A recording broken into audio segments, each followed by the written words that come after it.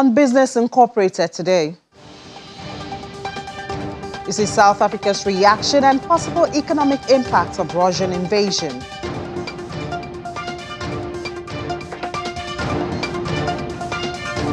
Production disrupted in Libya's largest oil field.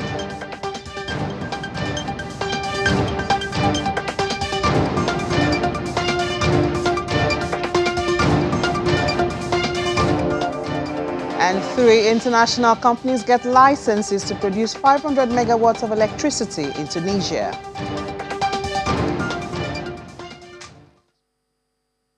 Hello and welcome to the final episode of Business Incorporated on Channels Television. I'm Ini John Mekwa. Well, we start off the show with market numbers as usual. As always, our first port of call in Africa. Major markets were mixed at intraday. The NGX was negative, while the JSE dipped by 3.21%. That was at noon. On the flip side, the GX30 gained over 1%, while Kenya closed positive on Thursday. It was up more than 1%. We move to the Middle East now. A similar picture as the markets will track ended Thursday's session with mixed sentiment. In the UAE, the Abu Dhabi index fell 0.64%, while Dubai's main index dropped almost 1%. Elsewhere in the region, Saudi Arabia's index was higher by 0.8%, and the Qatari index ended the day with a 0.24% advance. Well, let's go to Europe now as the situation in Ukraine becomes more critical. Again, we focus on how businesses in Europe are reacting to the recent developments. We have Chris joining us now from Berlin. Hello, Chris. Well, Europe's largest car maker, Volkswagen, has announced that it will stop all production and sales to Russia in the midst of the Ukraine war. What does this mean for this auto giant? It is a decision that has quite some significance. Central and Eastern Europe is an important market to Volkswagen. Its core brand VW alone sold almost 210,000 cars there last year. VW runs 2 production sites in Russia, southwest of Moscow and further east in the country. And these sites are going to be closed immediately until further notice, the company says, and which is important to Volkswagen's subsidiaries like Audi, like Porsche. All exports to Russia are suspended until further notice as well. Porsche delivered more than 6,200 vehicles to Russia last year, where the luxury car brand serves as a popular sign of personal wealth among those who can afford it. Earlier this week, Volkswagen competitor Mercedes-Benz said it was also halting business with Russia. The world's biggest car maker, Toyota, saying it's suspending production at its St. Petersburg plant starting today due to supply chain disruptions, as the company put it. And these have been a big issue for German car makers as well. Vital parts have been in short supply, for example, wiring harnesses that relay information and electric power around a vehicle and which are produced in Ukraine. They've been scarce. As a result, several car manufacturers have announced temporary halts in production at some of their German sites in the past days. Now, it seems like Russia's corporate world has been kind of silent in the midst of all this war and crisis. But now I think some of the country's biggest companies are taking a stand. What's your stand?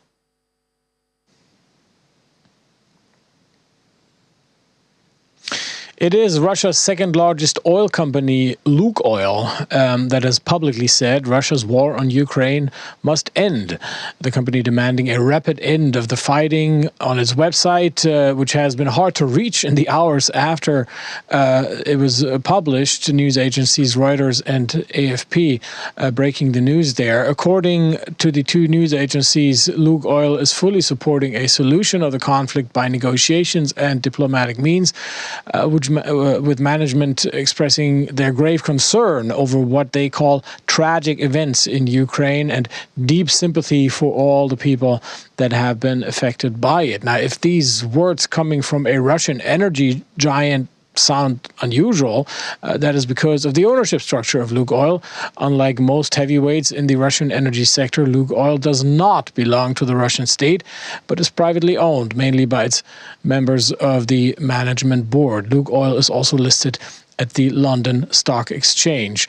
Members of Russia's corporate world who reside outside of the country have been voicing their concern, mainly about the impact of Western sanctions on the Russian economy. But Lukoil's statement is among the first by a larger Russian company coming from within the country. Yeah, well, let's go to the markets now. Earlier, Asian markets sank to the lowest level in 16 months. And that's, of course, connected to the fighting going on, or the war going on in Ukraine, and a fire, specifically a fire at the nuclear power plant. That fire has been put off now. But how are European investors taking the news?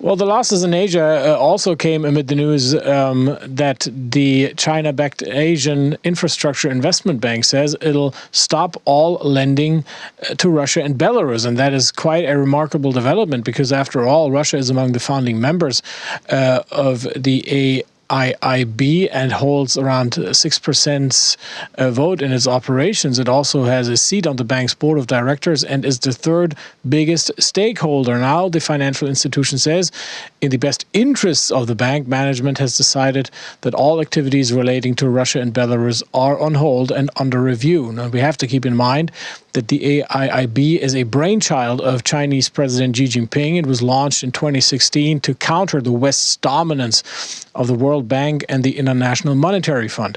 Stopping the flow of money towards Russia could be bad news for the Kremlin, that is looking towards China for a closer partnership, as political and economic relations with the West are pretty much cut. Now, as for markets in Europe, here investors are quite concerned as well. The Russian shelling of and subsequent fire at Europe's largest nuclear power plant, which is located in Ukraine, has sparked a great deal of anxiety as to how far Russia's leader, Vladimir Putin, is willing to go in this conflict, even as the fire had been put out rather quickly in the end. So overall, optimism is hard to be found on financial markets today. Germany's blue chips index DAX losing around 1% in early Friday trading after shedding more than 2% on Thursday. Yeah, well, optimism is one difficult thing to find around the world at this time, Chris. But thank you so much and enjoy your weekend.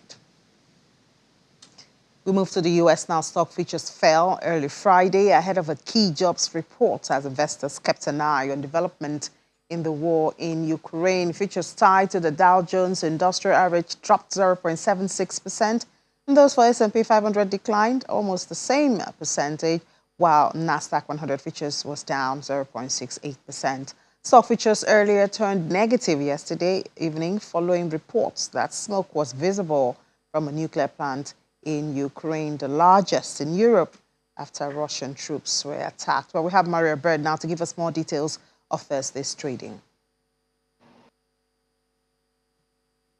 The U.S. stock market fell on Thursday as oil prices stabilized. It is clear that U.S. investors are watching to see what will happen next with the Russia-Ukraine tension and to see if the war will have a long-term impact on the U.S. economy. Despite the rallying on Wednesday, due to the Federal Reserve Chairman announcing that he may only support a 0.25 point increase in interest rates come the end of the month meeting. This is creating some stabilization to the U.S. economy, but the geopolitical landscape is still creating major challenges for investors and how they will invest in the future. Thank you so much, Maria. Let's move to Asia now, where shares in Asia-Pacific slipped on Friday as investors remained on the edge over Russia's invasion of Ukraine. Hong Kong's Hang Seng Index led losses regionally as it fell 2.5% to close at almost 22,000, with shares of HSBC slipping 3.38%. In mainland China, the Shanghai Composite shed almost 1% to finish its trading day at 3,447.67, while the Shenzhen Component dipped 1.37% to 13,020.46. The Nikkei 225 in Japan fell 2.23% to close at 25,985.47, with shares of conglomerate SoftBank Group dropping almost 5%. The Topics Index shared almost 2% to 1,844.94.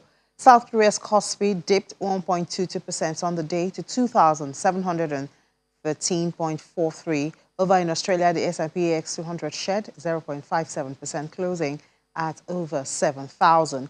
MCSI's Broadex Index of Asia-Pacific shares outside Japan declined 1.48%. The major indexes in Asia-Pacific initially extended losses on Friday after reports that smoke was visible at the nuclear power plant in Ukraine, and it is the largest after Russian troops attacked it.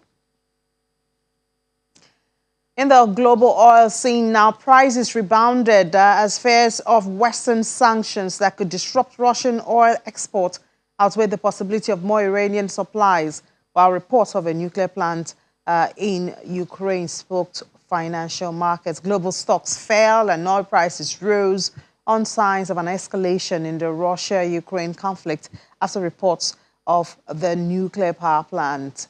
That's the largest. And Brent's crude futures for May rose as high as $114.23 a barrel and went down to $112.52, while U.S. West Texas Intermediate for April rose by $2.37 to $110.04 a barrel.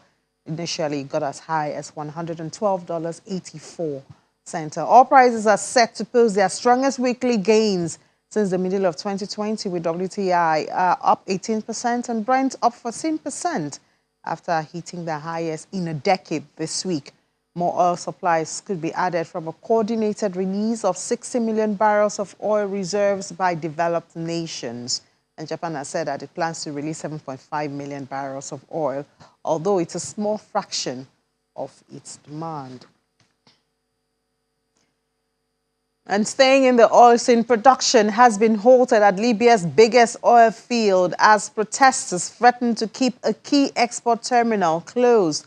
The Sharara field, which produces 290,000 barrels a day, was closed yesterday after an unknown group shut down one of its main valves. The shutdown occurs as the Northern African nation, which has been mired in conflict following the 2011 ouster of Gaddafi, once again risks division. Parliament on Thursday swore in a new government to replace Prime Minister Abdul Hamid Dabi's administration, escalating a standoff that risks reigniting fighting. Let's go to the metals market now. Palladium prices rose on Friday to a 7.5-month peak on supply concerns, while safe haven demand kept gold on course for a fourth weekly gain in 5 after Russia attacked nuclear power plants in Ukraine. Spot palladium was up 0.4% at 2,785.59, and earlier the session had hit the highest since mid-July at 2,835.48. Russia accounts for 40% of global production of autocatalyst metal used by automakers in catalytic converters to curb emissions. The metal has gained 18% so far this week in what could be its best weekly rise since March 2020. Meanwhile, spot gold rose 0.2% to 1,939.67 per ounce and was on track for a weekly gain of about 3%. U.S. gold futures climbed 0.3% to 1,941.10. Russia's finance ministry has said it was halting purchases of foreign currency and gold for this year. Spot silver shed 0.1% to 25.13 per ounce, but was set for a fifth consecutive weekly gain, while platinum rose 0.6% to $1,086.54. We'll take a break now. When we come back from that break, we'll look at the spilling economic effect of the Russian invasion on South Africa. Do join us. It's Business Incorporated on Channels Television.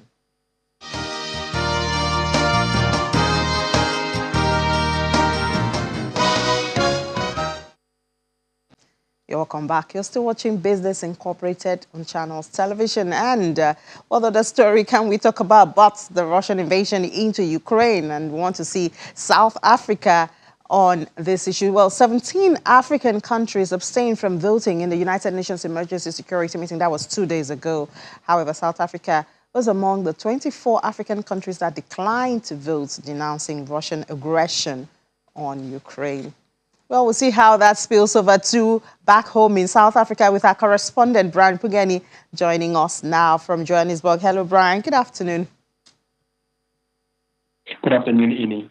Great. So far this year, 2022, South African companies have invested about 77 billion rands. That's $5.13 billion in Russia.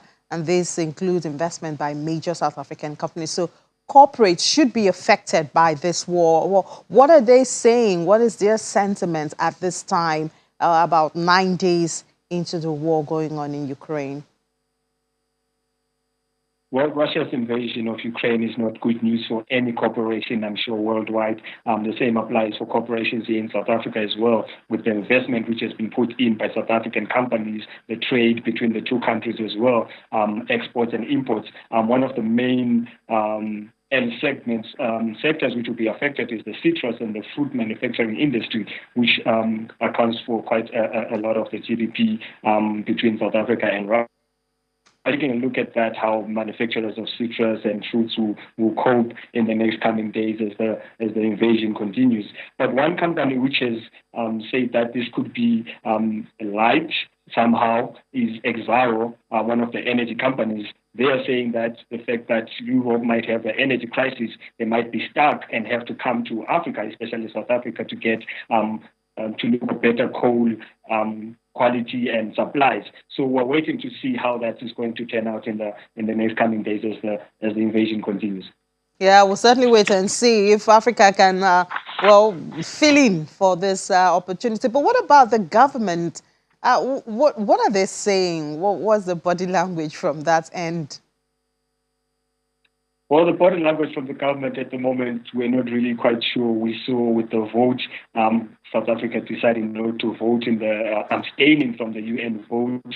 The deputy minister in international relations yesterday saying that South Africa remains with its principles of not taking sides at the moment.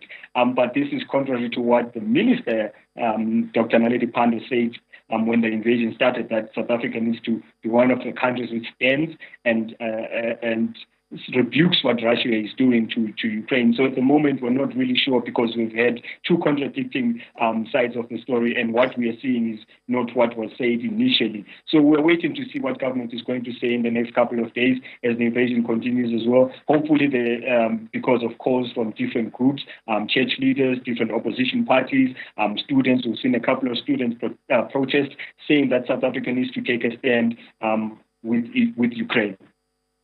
Well, I guess as an African country, there are so many factors to consider before taking a stand there. That's part of what the government is doing. But let's move a little bit away from that now. I think on the 2nd of March, there was a hike in petrol and diesel prices. And of course, we did have reaction from a lot of South Africans. But tell us now, do we see this reflecting in the commodities prices and transportation and other aspects of the economy? Well, definitely, we're seeing a negative results from what we saw with the fuel price increase. Fuel price increasing this week by over R1. Petrol going to over 21 Rand, diesel going to almost 20 Rand a liter. These are record highs in the country. So we're already seeing food commodities going up. The consumer price basket for February went up by a few rands as well. We're waiting to see the March one, which will obviously be more significant than this one. And analysts and energy experts are already saying that we're expecting another fuel hike as world oil prices continue to increase. Transport prices have gone up as well. We're seeing taxis, public transport, and your Uber and your Taxify is also going up in the coming weeks. So we're just waiting to see how that is going to turn out. But is consumer price inflation of food increasing by almost to 7% from the 5.5, which was initially forecast by the SA Reserve Bank 2 weeks back when they spoke in their monetary policy committee. So we're also going to see an increase as well in the consumer price inflation itself in the coming MPC meeting, which will be held in the next couple of months. So it's not really good news at the moment with fuel going up, food prices going up. A lot of commodities have really been affected. So will inflation, so will the bread basket as well. Yes, inflation and all of this connected one way or the other to the war going on in Ukraine because, I mean, the prices are moving up and down, then the prices in the pump will also increase. Well, thank you so much, Brian, for giving us up to date on what's going on there. We move to Tunisia now, where the country has granted licenses to 3 international companies to produce 500 megawatts of electricity from renewables. The projects are worth $410.41 million, and that's set to create 2,000 jobs. Tunisia has a current power production capacity of 5,653 megawatts installed in 25 power plants, which produced 19,709 gigawatt hours in 2020. State Power Utility Company, STEG, controls 91.7% of the country's installed power production capacity and produces 82% of the electricity. We move to Angola now, where Angola is set to gradually reduce its debt to China, which is its largest creditor. The Angolan public debt stands at about $67.5 billion, sustainable level, with China remaining its biggest creditor, debts of $20 billion. According to the Minister of Finance, the government intends to refinance via the World Bank, African Development Bank, a French development agency, and other sources, although the minister also admits that there had been some budgetary indiscipline in the past. Let's look at commodities in Ivory Coast. The country will launch a pilot project in April to trace cocoa beans from farm to market, aiming to tackle issues such as deforestation and child labor. Cocoa prices have posted moderate gains. A weaker dollar Wednesday sparked some mild short covering in cocoa futures.